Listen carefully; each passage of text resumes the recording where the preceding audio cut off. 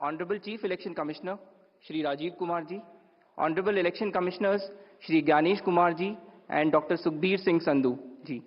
We also have with us on dais Senior Deputy Election Commissioners and Deputy Election Commissioners of the Election Commission of India. I am Anuj Chandak, Joint Director Media for the Election Commission. The format of the press conference will be as follows. There will be a brief address by the Honorable CEC along with a very informative presentation. The copy of presentation will be shared with you along with the press note and all of the details after the press conference conclude. After the address by Honorable CEC, we will be having a question and answer session. I would request all of you to kindly raise your hand and the mic will come to you. Kindly introduce yourself, your name and organization and ask your question. Thank you so much. Now I would request Honorable CEC to kindly address the media. माननीय निर्वाचन आयोग Shri Ganesh Kumar ji on my right side, निर्वाचन आयोग doctor Sukhbir Singh ji Sandhu on my left, आयोग के वरिष्ठ अधिकारीगण और मीडिया के सभी फ्रेंड्स और इस प्रेस कॉन्फ्रेंस में जुड़े हुए सभी हमारे वोटर्स, आप सबका इस प्रेस वार्ता में स्वागत है. We welcome you all at this press conference, which is about the declaration of the schedule for the ensuing state assembly elections in Maharashtra and Jharkhand. Friends, मैं इस वार्ता को शुरू करने से पहले चुनाव आयोग की तरफ से और आपके माध्यम से सर्वप्रथम हरियाणा और जम्मू कश्मीर के सभी मतदाताओं को, वोटर्स को चुनाव में बहुत ही सशक्त, दमदार पार्टिसिपेशन के लिए मुबारकबाद देना चाहता हूं, धन्यवाद करना चाहता हूं. जम्मू कश्मीर की आवाम ने जमहूरियत के जश्न को ऐतिहासिक बना दिया. भारी संख्या में पार्टिसिपेट कर अपने जमहूरी हक का शानदार उपयोग किया और जिसने लोकतंत्र की मजबूत नींव रखी है. दुनिया में सबसे बड़े लोकतंत्र के रूप में भारत हर चुनाव में गोल्ड स्टैंडर्ड्स तय कर रहा है, रिकॉर्ड बना रहा है. इन दोनों चुनावों में जो जज्बा दिखाया गया वो लंबे समय तक याद रहेगा. आप सबको वो पिक्चर्स, वो माहौल निश्चित रूप से याद रहेगा. जम्मू कश्मीर की आवाम ने जमहूरियत के जश्न में लोकसभा चुनावों में जो बुनियाद बनाई थी, उस पर एक बहुत ही सशक्त इमारत असेंबली इलेक्शंस में लिखी है और इस जनादेश ने नई आशाएं और उम्मीदों को संचार दिया है. Now it is over to the people of J&K to take this democratic journey forward. और हम एक नया गोल्ड स्टैंडर्ड और सेट कर रहे हैं. Just to remind you, just to recall, चुनाव घोषणा के समय ही हम अपना इरादा घोषित करने लगे हैं. हम अपनी विल और इंटेंट को पहले बताते हैं और उसे पूरा करके दिखाते हैं. Just to take you down the memory lane, Lok Sabha के चुनाव के समय, हम अनाउंसमेंट के समय हमने वादा किया था कि हम 4M की चुनौतियों से निपटेंगे और हिंसा, पुनर्मतदान, धन और सोशल मीडिया के दुरुपयोग की अनुमति नहीं देंगे. और आप सब जानते हैं कि हमने वो करके दिखाया. भारत के चुनावों की गोल्ड स्टैंडर्ड्स की कड़ी में हम एक और नया अध्याय लिख रहे हैं. इसी को आगे बढ़ाते हुए J&K अनाउंसमेंट के समय अगर मैं आपको फिर से याद दिलाऊं कि चुनाव से पहले किस प्रकार की थ्रेट्स थी, आतंकी हमले बढ़ रहे थे. लोग, आप सब लोगों में से बहुत लोग ये भी पूछ रहे थे कि पता नहीं चुनाव आयोग J&K में चुनाव कराएगा कि नहीं कराएगा. और 16 अगस्त को जब चुनाव की घोषणा का समय था तो इसी प्लेनरी हॉल में हमने अपफ्रंट और बोल्ड वादा किया था. और मुझे याद है मैंने कहा था कि जमहूरियत के जश्न में आपकी शिरकत दुनिया देखेगी नापाक इरादों की शिकस्त की कहानी. और वो कहानी आपने सबने देखी और वो कहानी पूरे वर्ल्ड ने देखी. चुनाव को इंड्यूसमेंट फ्री बनाया गया और जहां J&K में चुनाव कराने का विषय होता था वहां सीजर्स में 130 करोड़ रुपए के सीजर्स हुए, which is 100 times more then 2014 elections. तो पहले ये बात भी नहीं होती थी कि सीजर्स भी करना है, इस पावर को रोकना भी है. Similarly in Haryana, seizures were to the tune of around 75 crore, 4 times more than 2019 elections. इन दोनों राज्यों के चुनावों में भी नील रीपोल रहे. There was not even a single repoll in both the states, including the state of Jammu Kashmir. कोई वायलेंस नहीं हुई, zero violence. Including the state of Jammu Kashmir. एक भी लाठी नहीं चली, एक भी गोली नहीं चली, आप सब इस बात के गवाह हैं। आपने देखे शिकस्त के नजारे। And let us give an ovation to the voters of Jammu Kashmir and Haryana.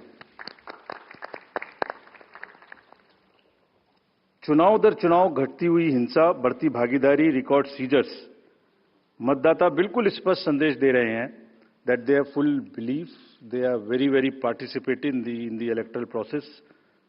लेकिन कोई बात नहीं, फिर भी अगर मुझे याद आए तो कुछ तो लोग कहेंगे लोगों का काम है कहना।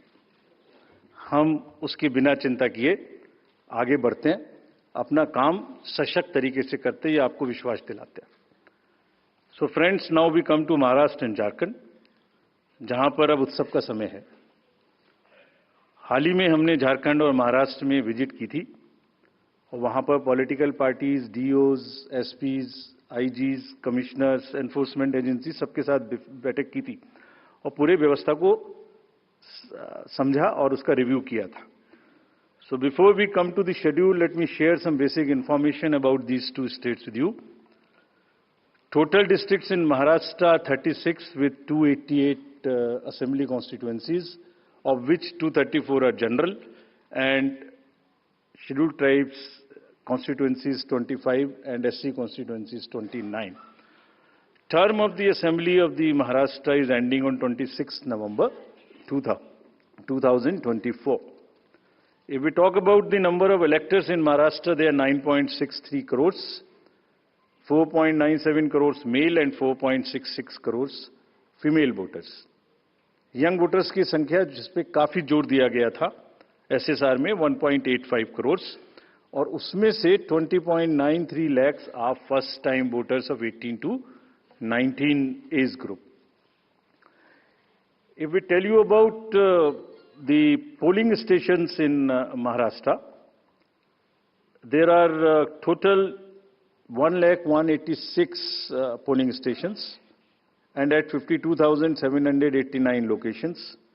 Urban being 42,604 and rural being 57,582. इस बार भी हम पीडब्ल्यूडी मैनेज्ड बूथ्स बनाएंगे, विमेन मैनेज्ड बूथ्स बनाएंगे महाराष्ट्र में भी। मॉडल पीएसएस की संख्या 530 रहेगी। अगर झारखंड में की चर्चा करें तो टोटल डिस्ट्रिक्ट्स की संख्या है 24, टोटल असेंबलीज 81, जिसमें से general 44, STs 28 and एससीज 9।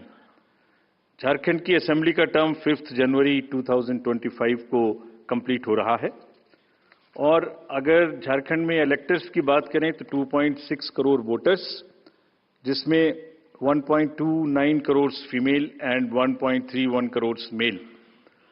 First time voters between 18 to 19 years are 11.84 lakh and 66.84 young voters in Jharkhand also.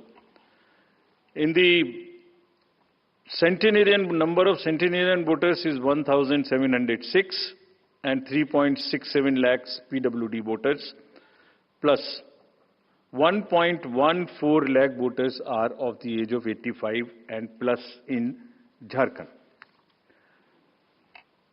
If I give you an overview of polling stations in Jharkhand, पूरे polling stations की संख्या होगी 29,562 और जो कि 20,221 locations पर फैले हुए होंगे।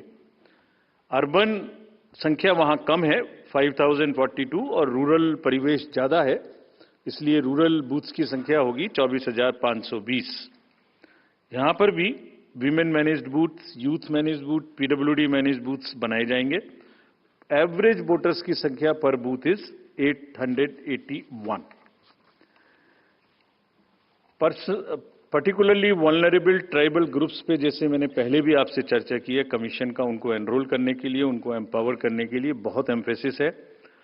महाराष्ट्र में 3 पीवीटीजीज हैं, कटकरी, कोलम एंड मारियागौंड, और झारखंड में 8 पर्टिकुलरली वल्नरेबल ट्राइबल ग्रुप्स हैं जिनकी आबादी 1.78 लाख है। उसमें असुर, बिरोर, मालपाड़िया, पहाड़िया, सौर्या, पहाड़िया, बिरजिया, कोवार एंड सावर, इन सबका लगभग 100% एनरोलमेंट इलेक्टोरल रोल में किया गया है। और सभी डीओज ये कोशिश करेंगे कि जो भी बूथ्स इनके यहाँ बने वो बहुत सहज इनके ही परिवेश में बने और इस तरह की स्वीप एक्टिविटी करें कि वो सबके सब अधिकतर मात्रा में अपने मतों का प्रयोग कर सकें। मैं फिर से रिपीट करना चाहता हूं कि सभी पोलिंग स्टेशंस पे एश्योर्ड मिनिमम फैसिलिटीज होंगी। पिछली बार मुंबई शहर से कुछ ऐसी इंफॉर्मेशन या शिकायतें आई थी कि वहां पर कुछ बूथ्स पे ज्यादा पोलिंग स्टेशंस एक जगह होने की वजह से प्रॉब्लम थी। इस बार हमने रिव्यू में बहुत ही सख्त हिदायतें दी हैं, उनको रिव्यू किया है, रेशनलाइज किया गया है पोलिंग स्टेशंस को। तो हम उम्मीद करते हैं डीओज विल वर्क और वहां इस बार म्युनिसिपल कमिश्नर मुंबई को डीओ भी घोषित किया गया है ताकि जितने रिसोर्सेज उनके पास हैं उन सबको वो उसमें इस्तेमाल कर सकें। एक और व्यवस्था की गई है जो हम पीछे से कोशिश कर रहे थे, अब हमने उसकी इंस्ट्रक्शंस भी इशू कर दिए हैं कि पोलिंग लाइन जब लगती है तो उसमें लाइन के बीच में भी थोड़ी कुर्सियां या बेंच लगाएं ताकि अगर आधा घंटा लग रहा है तो बीच बीच में कहीं ना कहीं 5-7-10 मिनट के बाद आप 2-3 मिनट के लिए बैठ जाएं तो थोड़ा अच्छा लगता है, मतलब थकान थोड़ी कम महसूस होती है, खासतौर से बुजुर्ग लोगों को। तो ये व्यवस्था भी सब पोलिंग स्टेशंस पे रहेगी। Friends, if I come to the next, ease of voting for senior citizens PwDs, this will be followed. You have all the experience of the pan-India coverage of facilities for the persons with disabilities and senior citizens. Her senior citizen जो 85 years से ऊपर हैं, उनको घर से vote देने की सुविधा उपलब्ध रहेगी। फॉर्म 12D वितरित किए जाएंगे सबको और जो भी उसको भर के देते हैं, उनके पास में हमारी टीम वोट लेने जाएगी और जाने के समय में सभी कैंडिडेट्स को लिखित में उस रूट चार्ट का और उस जगह की सूचना देगी ताकि वो साथ में एकम्पनी कर सकें और उनको ऐसा महसूस ना हो कि किसी के घर पर किसी ने प्राइवेसी ऑफ द वोट को नहीं मेंटेन किया। They are entitled, they are welcome to participate and go along with the polling parties to the houses of the senior citizens and PwDs. और पूरी जो व्यवस्था है उसकी videography of course goes without saying will be done so that there is a full proof record. वैसे भी पूरे चुनाव में आप जानते हैं कि कोई भी प्रक्रिया ऐसी नहीं है जिसमें वीडियोग्राफी ना होती हो, जिसका रिकॉर्ड ना रखा हो, सो दैट जहां पर कैंडिडेट्स पार्टिसिपेट ना करते हो और जहां पर वीडियोग्राफी ना होती हो। So every process of this can always be checked and seen. जैसे क्रिकेट में एक्शन रिप्ले होता है, तो अगर वहां गेम के समय एक्शन रिप्ले नहीं हो सकता तो बाद में हर जगह हर प्रोसेस की वीडियोग्राफी को देखा जा सकता है। इसी प्रकार से जो नेक्स्ट अगर मैं आपको बताऊं तो जो टेक्नोलॉजी है उसका हम फिर से बहुत यूज करेंगे। वोटर हेल्पलाइन ऐप में सभी वोटर्स अपनी सारी डिटेल्स देख सकते हैं, वो कहाँ मतदाता सूची में कहाँ नाम है, कहाँ फैमिली टुगेदर है, कहाँ उनको पोलिंग स्टेशन है, वो सब चीज देख सकते हैं। C vigil of course we have been very enthused. जैसे लास्ट पार्लियामेंट्री इलेक्शन में हमारे 10,000 करोड़ के सीजर्स हुए, जैसे मैंने अभी बताया J&K एंड हरियाणा में भी रिकॉर्ड सीजर हुए। We are sure that in Jharkhand and Maharashtra also the voters the enlightened voters will inform us on cVIGIL about any malpractice which they notice in their area and we will reach there in 90 minutes to handle it.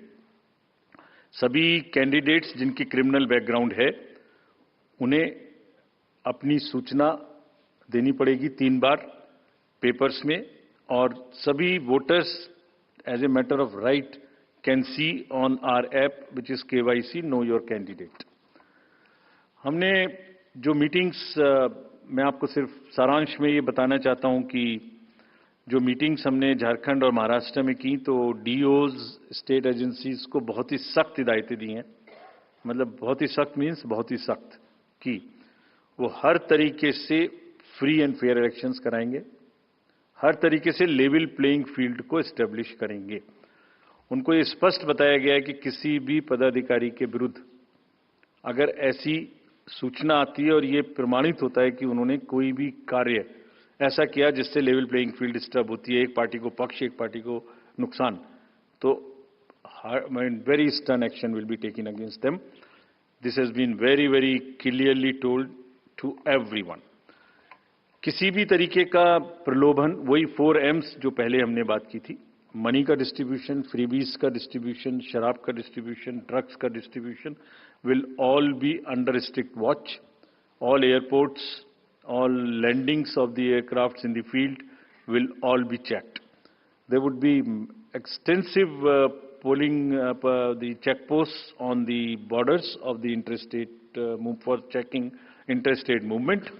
और कहीं से भी multi disciplinary teams वहां बनाने के लिए कहा गया है, यानी जिसमें एक्साइज भी होगा, पुलिस भी होगी, जीएसटी भी होगी, ट्रांसपोर्ट के भी लोग होंगे, ताकि वो 24/7 उनकी चेकिंग कर सकें।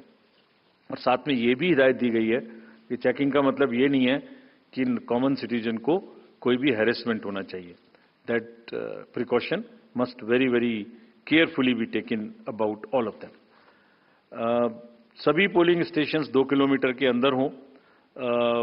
किसी भी कंट्रोल रूम्स की स्थापना होगी हर डिस्ट्रिक्ट में, so that they can handle the social media narratives if there is anything which is wrongly being conveyed.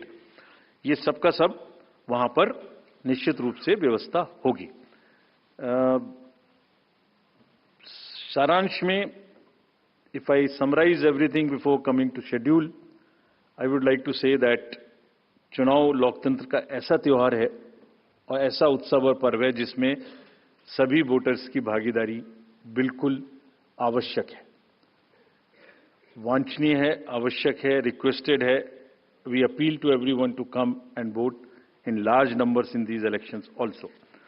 साथ ही सभी राजनीतिक दल, सभी कैंडिडेट्स से भी अनुरोध है कि पूरे नियमों का पालन करते हुए कैंपेनिंग के दौरान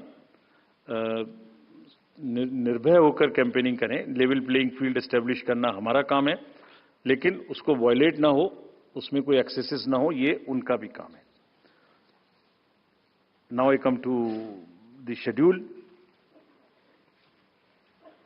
for Maharashtra. This will be in single phase. The notifications, date of notifications are in front of you. 22nd October would be date of notification. Last date of making nomination would be 29th October. Scrutiny on 30th October. And last date for withdrawal 4th, and date of poll in Maharashtra would be 20th 11. Counting would be on 23rd 11/24, and you will notice that date of poll is Wednesday. This is deliberately, which lot of scheduling, whatever goes into scheduling, we have tried that it is midday, so that issue of urban apathy is handled. And in case of urban apathy, we are really very concerned. We want to make appeal through you to all our esteemed voters in the urban areas to please come and vote. It's not a healthy trend which is reflected. If I give you a brief of what is happening across the elections in the urban apathy, we will share this slide with you.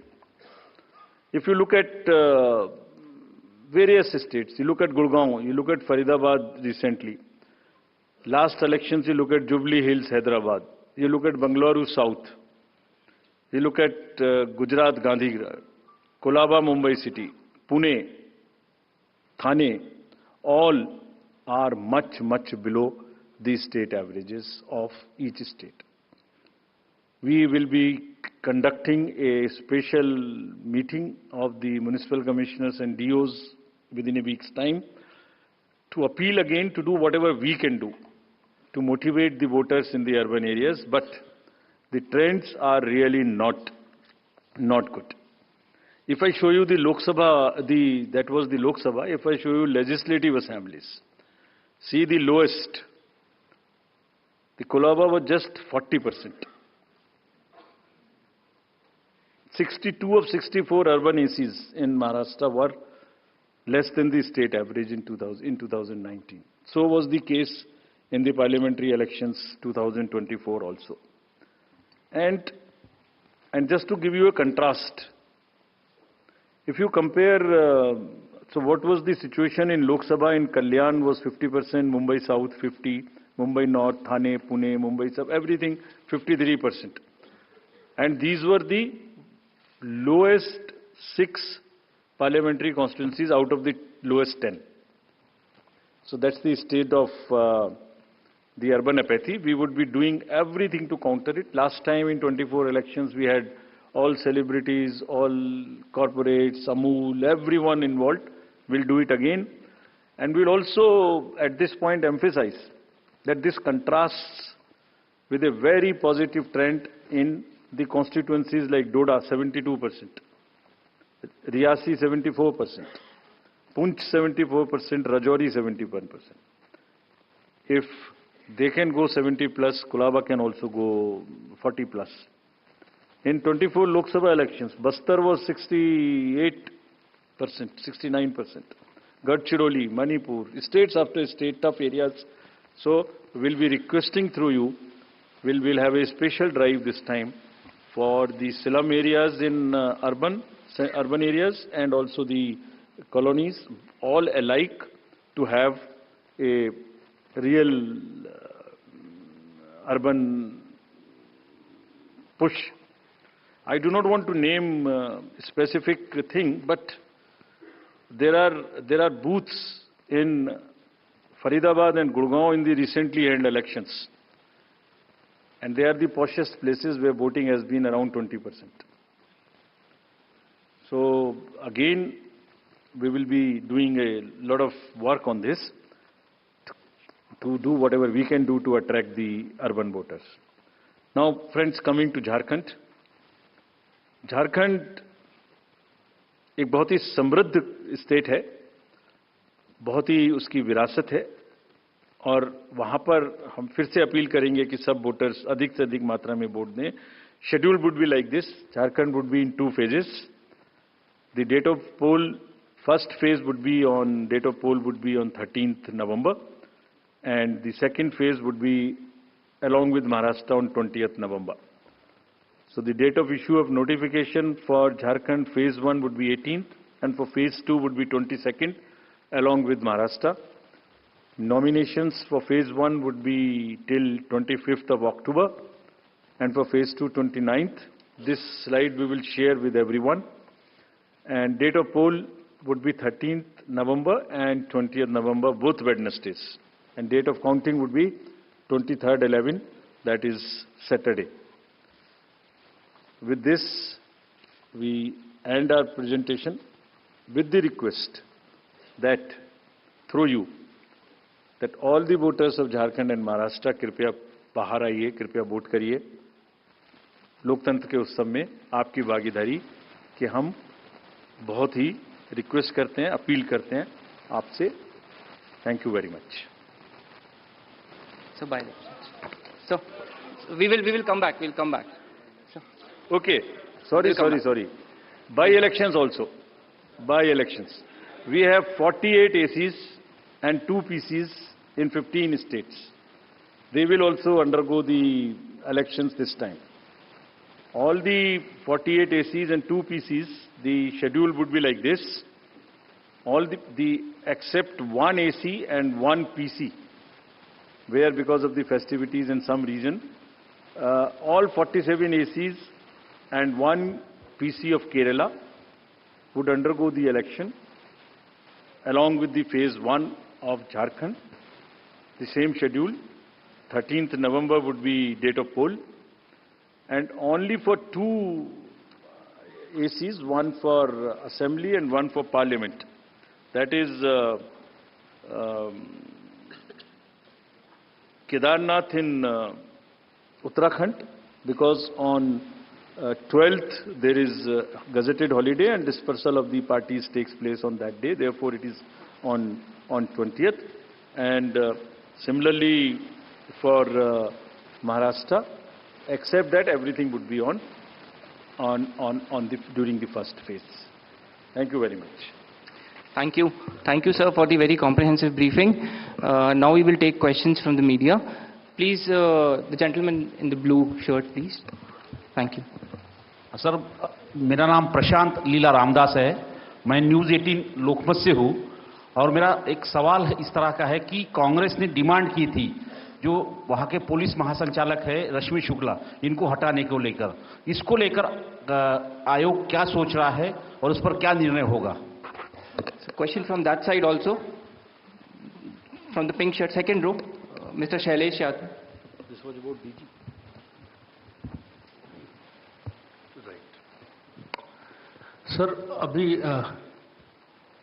Sir मैं Shailesh Yadav ANI से। अभी हाल ही में चुनाव संपन्न हुए हैं जम्मू कश्मीर और हरियाणा में, और लोकसभा इलेक्शन के बाद देखा गया है कि एग्जिट पोल जो हैं एकदम उल्टे रहे हैं या जो है एकदम गलत साबित हुए हैं। और इसको लेके पब्लिक में सवाल ये उठता है कि एग्जिट पोल में तो सरकार इनकी बन रही है और नतीजा उल्टा है, उस पर EVM पे सवाल उठाए जाते हैं, जिसकी शिकायत आपसे कुछ पार्टियों ने करी थी, जिनका एग्जिट पोल में ये था कि सरकार बन रही है और जब EVM का रिजल्ट आया तो सरकार बदल गई। तो इस तरह के एग्जिट पोल को लेके आपका क्या कहना है? क्योंकि सवाल जब उठते हैं तो आपकी तरफ से जो है बाहर नहीं आता है कि क्या इलेक्शन कमीशन सोच रहा है इस पर? Last row, madam was raising the hand. Please. Yes. So just wanted a clarification for the assembly constituencies and parliamentary constituency by polls. So it's Wayanad and Nanded, the two parliamentary constituencies voting, right? Yes. Yes. Yes. There is a EP. There is a EP pending. Yeah.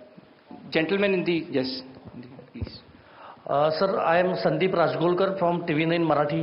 मेरा सवाल ये है, जो अभी जो सरकार में जो पॉलिटिकल पार्टीज है उनको अब मिले, अपोजिशन को भी मिले, उन्होंने मांग की थी, जो पार्टी अभी सरकार में है उन्होंने मांग की थी कि एक फेज में ही वोटिंग हो, और अपोजिशन ने तब टीका पर की थी उन पर कि 2 या 3 फेज में होना चाहिए। तो उनकी मांग थी इसलिए किया क्योंकि छोटा हो के भी झारखंड में वहाँ पे 2 फेज है और महाराष्ट्र में 1 ही फेज है। We have gentleman in the first row, please. Good evening sir. सामने सर। मोहित दुबे, न्यूज़ नेशन से हूं सर। मेरा सवाल ये है कि EVM को लेके पहले भी आपने बयान दिया है, लेकिन एक बार फिर से EVM को लेके शिकायतें विपक्षी दलों ने हरियाणा को लेके की है, बैटरी को लेके शिकायत की गई है। तो आप हमेशा ये कहते रहे कि निष्पक्षता के साथ हम चुनाव करवाते रहें, तो ऐसे लोगों को आप क्या जवाब देंगे? ऐसे लोगों को आप क्या कहेंगे जो EVM को लेके आपसे शिकायत करते हैं और इस बार बैटरी को लेके शिकायत की गई है? तो पहले कितने प्रश्न जवाब दे देता हूं। पहला प्रश्न था DG महाराष्ट्र के बारे में। सो DG's appointment in any state is governed by the procedure where the name of the senior most officers are sent to the UPSC. UPSC selects the person, and there is a Honorable Supreme Court decision on this in Prakash Singh's case. The entire issue of this will be handled as per the legal pronouncements governing the subject. This name has been cleared by UPSC. But however, exactly what has been dictated, what has been ordered in this Honorable Supreme Court's order, this case will be handled according to that. Somebody asked about 2 phases in Jharkhand and 1 phase in Maharashtra. Do you remember how many phases were in Jharkhand last time? 5. And now you are asking about 2 also. There are factors in Jharkhand which are about the Naxal areas and others. There are concerns, therefore there are 2. And Maharashtra was 1, which is 1. Exit polls. Actually, I didn't want to touch this subject, but since you are asking.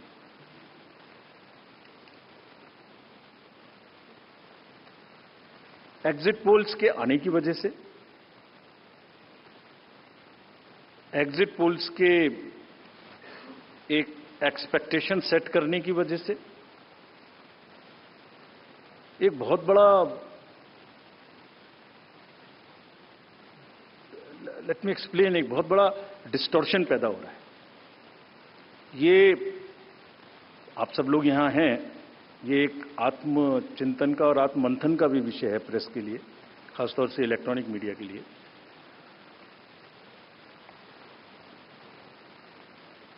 पिछले कुछ election से दो तीन चीजें एक साथ हो रही हैं, अगर हम उसको पूरे कैनवस को एक साथ देखें तो, और ये सबके लिए समझना जरूरी है। पहले एक एग्जिट पोल आता है जिसकी हम उसको गवर्न नहीं करते, जो एस्टेब्लिश्ड रिजीम है, स्टैट्यूटरी एंड जुडिशियल रिजीम, उसमें हम उसको गवर्न नहीं करते। लेकिन एक खुद के आत्मचिंतन की जरूरत जरूर है कि वो उसका सैंपल साइज क्या था, उसका सर्वे कहां हुआ, उसका रिजल्ट कैसे आया। अगर मैं उस रिजल्ट से मैच नहीं किया तो मेरी क्या रिस्पॉन्सिबिलिटी है, कहीं कोई डिस्क्लोजर्स हैं कि नहीं है, ये सब देखने की जरूरत है बहुत सख्त।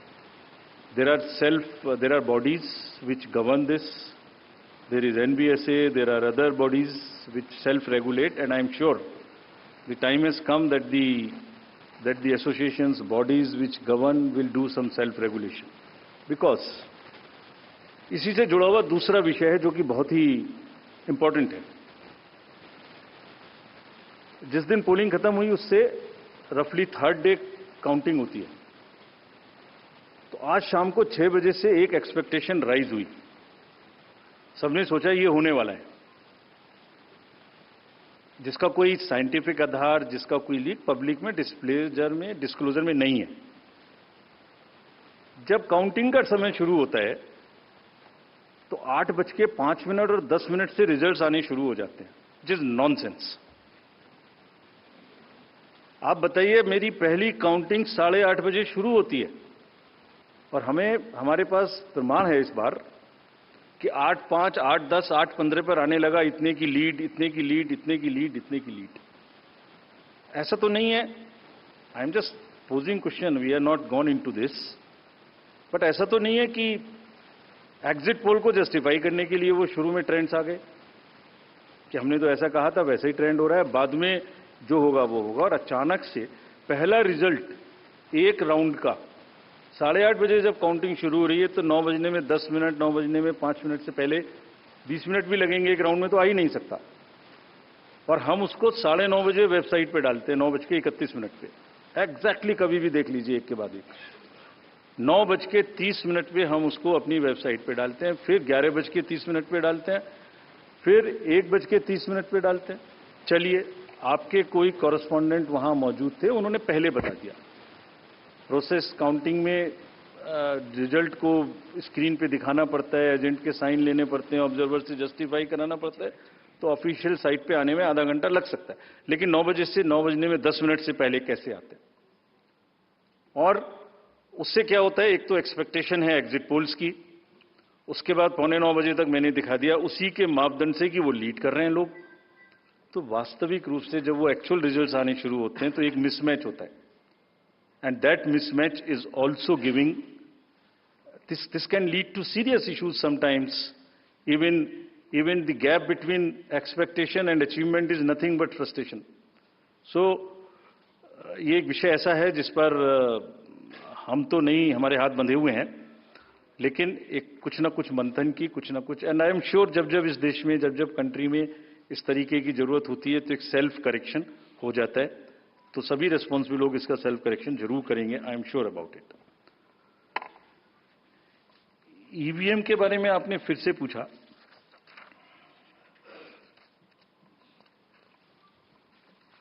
बहुत बार मैं बता चुका हूं आपको, थोड़ा समय लगेगा तो फिर से बता देता हूं।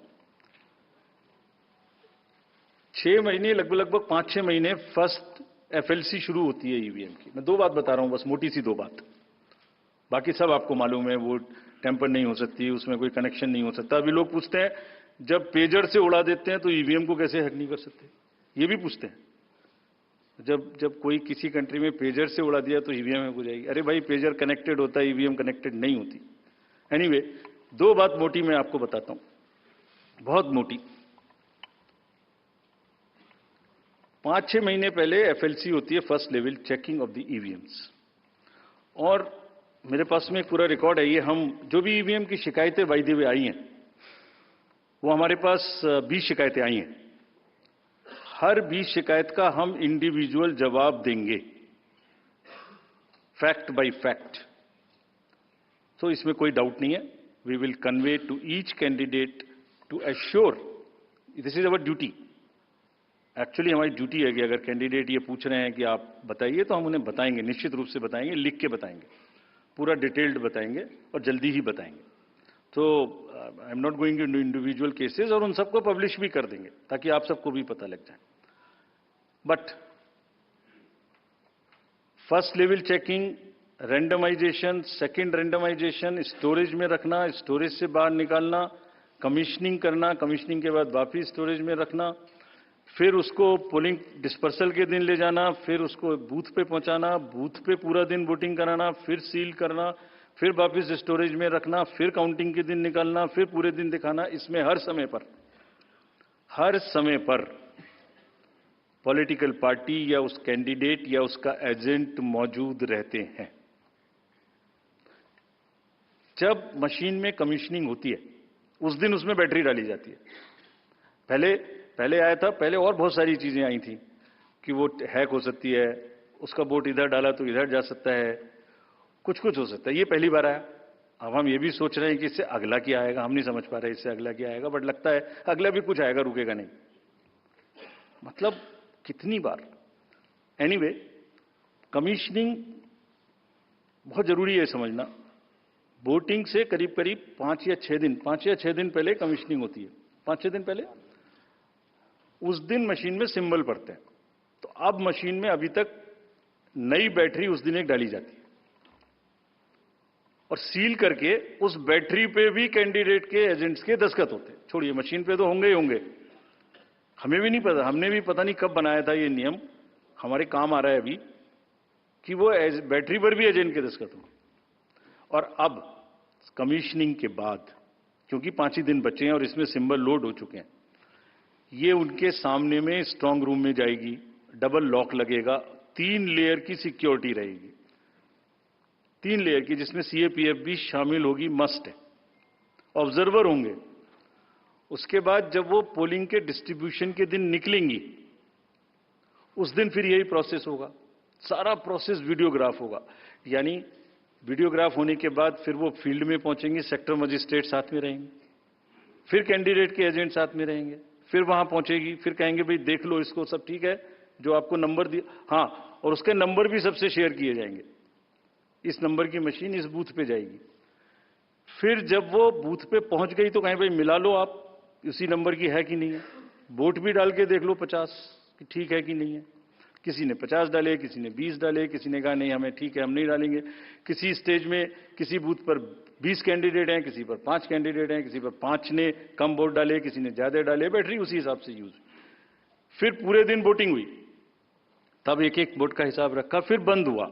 बंद होने के समय में एंड ऑफ क्लोज ऑफ पोल में फिर से दस्तखत कराए, फिर से हिसाब लगाया कितने वोट पड़े, फिर से फॉर्म 17C दिया। उसको कितना दिखाएंगे, कौन दिखाता है इतना, बताइए। कोई एक प्रोसेस कंपैरेटिव बताइए पूरी कंट्री में जहां पब्लिक डिस्क्लोजर पार्टिसिपेशन इतना अधिक हो, कोई ये बताइए प्रोसेस। उसके बाद में बंद करने के बाद में उसको स्ट्रांग रूम में बंद किया, फिर काउंटिंग के समय निकाला तो एक बैरिकेटिंग लगाई, उस बैरिकेटिंग के बीच में से जाएंगे, इधर उधर से नहीं जाएंगे ताकि कोई मिक्सअप ना हो। अच्छा, मिक्सअप कैसे होगा, वो नंबर हमने आपको दिया हुआ है। जब काउंटिंग में पहुंचे तो फिर कहें भाई चेक कर लो, फिर 17C से चेक कर लो, round wise round this is happening. And there is a provision for objecting to any of the issue relating to this at any stage, which has not happened. So हम individual जिसने, वो बिल्कुल safe है, बिल्कुल robust है। अच्छा, और मैं बताता हूं आपको, आप पिछले 15-20 इलेक्शंस देख लीजिए, it is giving results after results differently. जहां मतलब ऐसा नहीं हो सकता कि जब पसंद का रिजल्ट ना आए तभी गलत है, ऐसा नहीं हो सकता। एनीवे, हम सबका इंडिविजुअल जवाब देंगे और आपको भी बताएंगे, उसको वेबसाइट पे डलवाएंगे, जवाब दे देंगे आपको। एक FAQ भी बनाएंगे उसका, बताता हूं मैं आपको, बट बट इसमें थोड़ा सा, चलिए आप अपना प्रश्न पूछ लीजिए, अभी ये बता देता हूँ जी सर. बता दे, ये भी इसी के साथ बता दे. We'll take some questions from the नहीं, friends ये from- प्रभु जी का इसके साथ ही बता देता हूं. जैसे मैंने पहले बताया, ये एक सिंगल यूज बैटरी है. जब ये पड़ेगी तो 5, 6, 7 दिन के लिए इस्तेमाल होगी.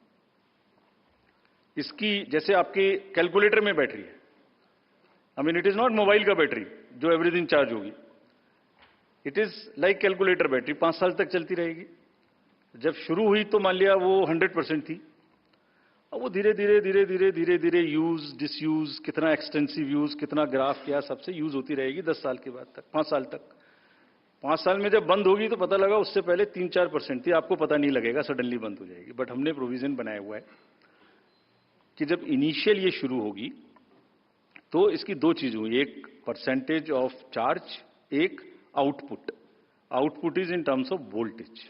It's a very low required voltage which the machines require. So anything between 7.4 to 8 volt is considered कि ये बिल्कुल परफेक्ट स्थिति में है और इसको आप डाल सकते हैं. तो it is initially marked as that yes it is okay, go ahead, 99% it is charged.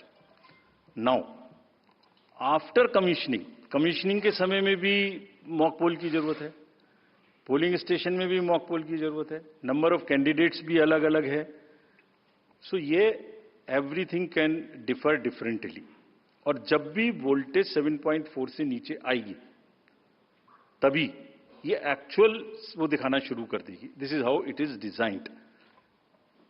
And अगर 5.4 या कोई परसेंटेज है उसके आस 5.8, जब 5.8 पर आएगी तो ये सिग्नल देगी, जैसे गाड़ी सिग्नल देती है येलो बटन दबा के कि अब ये बंद होने वाली है, so please replace. This is what it is. But for general, जिससे कि टेक्निकल लोग भी इसका एग्जामिन कर सकें, आप लोग भी जान सकें, हम इसका एक बिल्कुल डिटेल बना के, जितना मैंने बताया इससे भी ज्यादा विस्तार में, इसको FAQ में डालेंगे. और जो भी सदस्य गणों ने, जो कंटेस्टिंग कैंडिडेट्स ने हमसे पूछा है और जो पार्टीज ने हमसे पूछा है, उनका हम बहुत इज्जत के साथ, बहुत सम्मान के साथ पूरा जवाब देंगे. और जैसे जैसे आरओज अपना अपना जवाब दे देंगे, we have asked all ROs 20 कि आप सब डॉक्यूमेंट करिए, सब बताइए कि कब कमीशनिंग हुई, सब बताइए कौन कौन साथ में था, पूरा डिटेल विस्तार बनाइए, पूरी प्रोसेस एंड टू एंड. और बनाने के बाद माननीय कैंडिडेट को आप जवाब दीजिए. दिस इज योर ड्यूटी इन लोकतंत्र. अगर कोई पूछ रहा है तो आप जवाब दें, हम उसका जवाब देंगे. और जवाब देने के बाद कंपाइल करके हम आपको भी सबको बताएंगे, इसको बताएंगे. Thank you. We will take one question from sir, media friend from Maharashtra also with us, sir. Gentleman in the third row, please. A few more last round. नमस्कार सर, मेरा नाम प्रमोद जगताप है, मैं सकाल मीडिया ग्रुप के शाम अच्छा, एक चीज और बता दूं, एक चीज और इसमें मैं आपको बता दूं. एक हमारा C&B का भी प्रोसीजर है, जो माइक्रो कंट्रोलर और प्रोसेसर को हम चेक कर सकते हैं. मुझे नहीं लगता कि इन 20 कॉन्स्टिट्यूएंसी से कोई भी रिक्वेस्ट C&B की आई है, कोई रिक्वेस्ट नहीं आई. So anyway we will give specific replies of all this. Yes please. हाँ सर, मेरा नाम प्रमोद जगताप है, मैं सकाल मीडिया ग्रुप के शाम टीवी चैनल से हूँ. मेरा सवाल जो है वो सिंबल को लेके. महाराष्ट्र में एनसीपी के 2 गुट होने के बाद तुतारी और ट्रम्पेट, तुतारी जो है शरद पवार की पार्टी को दे दिया, लेकिन लोकसभा चुनाव में ट्रम्पेट जो है वो भी सिंबल कोई इंडिपेंडेंट कैंडिडेट को दे दिया था. इससे ज्यादा वोट उस इंडिपेंडेंट कैंडिडेट ने लिए थे. शरद पवार के एनसीपी का ऐसा कहना है कि ये सिंबल जो है वो फ्रीज करना चाहिए. महाराष्ट्र के स्टेट इलेक्शन कमीशन ने स्थानिक स्वराज्य संस्था के जो चुनाव है उसमें वो फ्रीज किया है, लेकिन केंद्रीय चुनाव ने अभी तक उसके ऊपर कोई डिसीजन नहीं लिया. तो आप उसको लेके कोई आपकी एसओपी बनाने वाले हो, वो सिंबल अभी फ्रीज करने वाले हैं, निम्न उसके का जरा से विस्तार बताइए please. Gentleman in this side. Thank you. Rajiv sir, मैं आनंद कुमार सिंह हूं, न्यूज इंडिया न्यूज चैनल से. सर मेरा एक सवाल आपसे है. मैंने लोकसभा चुनाव और विधानसभा चुनाव जम्मू कश्मीर कवर किया था, तो मैंने तेलंगाना में देखा कि हिजाब को लेकर लोकसभा बीजेपी की प्रत्याशी थी, तो वो हिजाब को लेकर आइडेंटिफाई कर रही थी, जिसको लेकर विवाद हुआ था.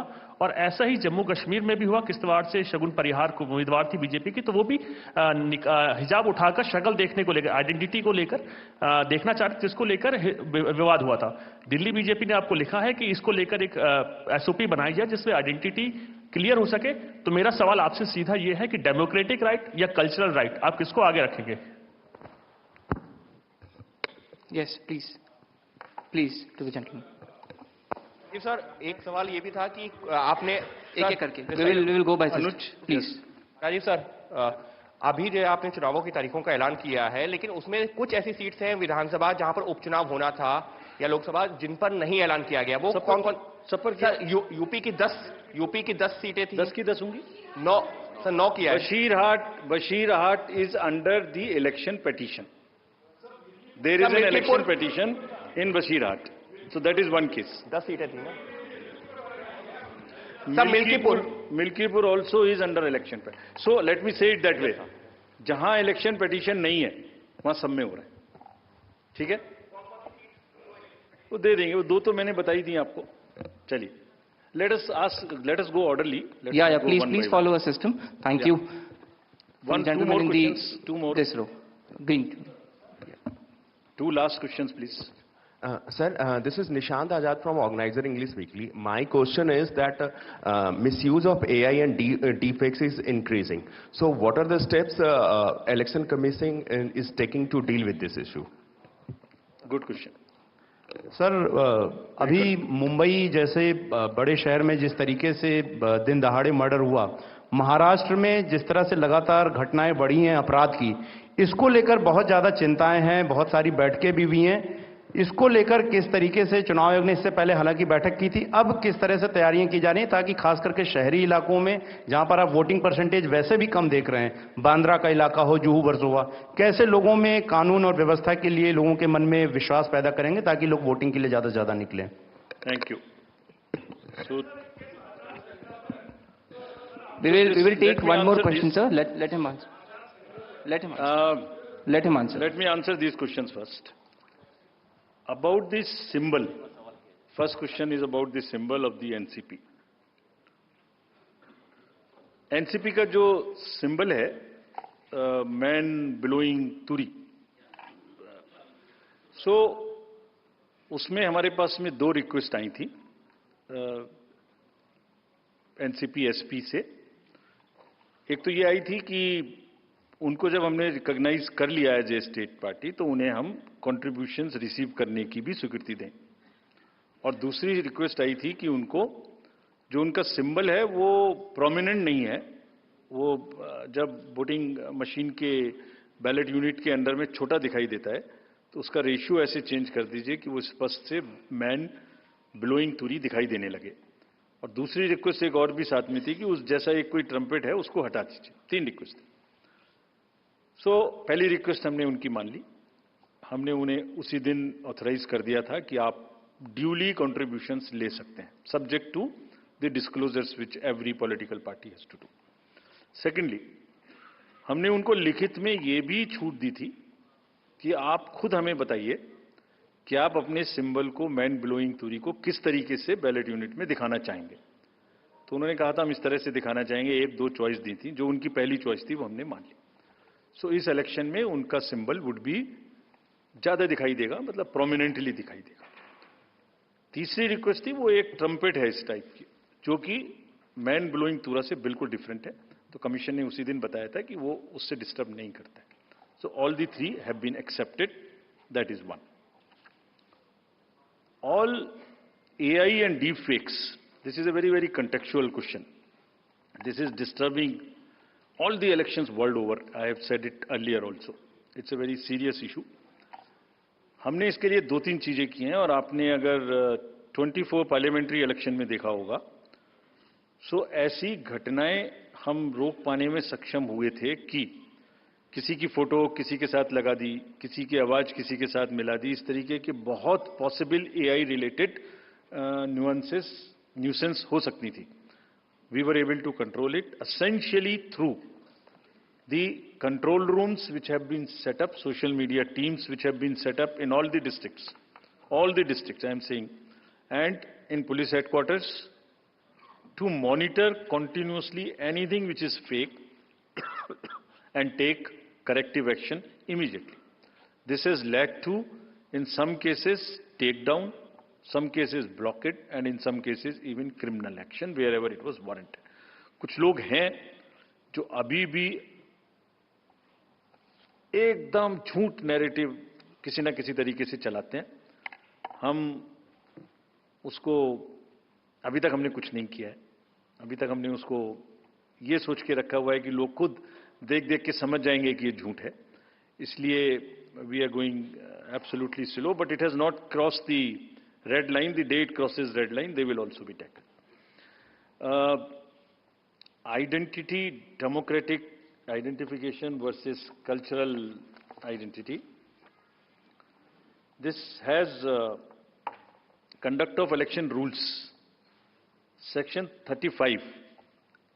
Rule 35 specifically mentions about the identification of electors, and also 34 mentions about facilities for women electors. Exactly in दो provisions के तहत आइडेंटिफिकेशन का कार्य जो कि रूल्स में प्रोवाइडेड है उसी हिसाब से किया जाएगा, but with full regard and respect to the cultural aspects of the entire issue which are prevalent in many states, which are prevalent in Rajasthan, which are prevalent in many parts of the country. That will be according to the rule position and also the fullest possible respect to the cultural milieu of that particular area. Violence in elections. We, after the MCC declaration, we will make it extremely clear to the police authorities, the state civil authorities in a particular state which you are mentioning, that violence of any kind and the crime of this nature which has a political overtones would be absolutely a no-go area for the commission.